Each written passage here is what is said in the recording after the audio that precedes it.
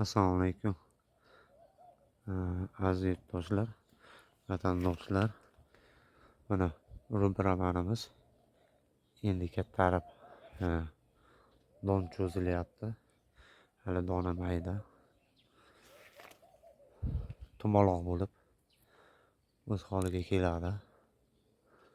Hozir salgina cho'zilish nimasida bo'lib turib ko'rinadi. Keyin bu dumaloq bo'lib ketadi donlari. Mana yerda dumaloq.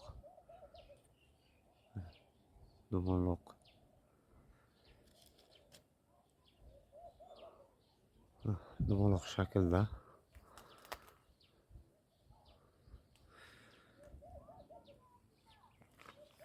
Keyin Yaponiya, Koreya, Xitoy davlatlarida shu qimmat uzum hisoblanadi. Asli Yaponiyada, keyin Koreyada. Ko'rishingiz mumkin. Endi gullar chiqqaniga 15-20 kun bo'ldi.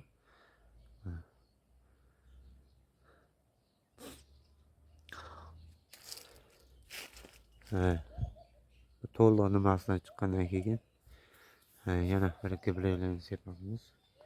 Tagiga selitra bilan amafoz beramiz. Yo neytromofoz, yo nima beramiz. Boshlari katta.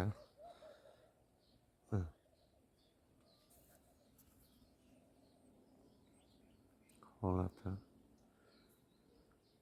ajoyib.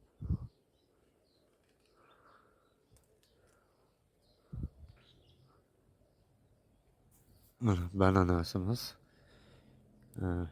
Bananas boshi o'ta uncha katta emas. Sredni boshlar bor mana. Bananas uzumi boshi ko'p katta bo'lmaydi. Sredni bo'ladi. Endi gullab chiqyapti. Guldan chiqyapti. Mana araratimiz lekin boshi katta. Cho'zilib ketaveradi mana. Boshlari katta, o'ta katta. Cho'zilib ketaveradi.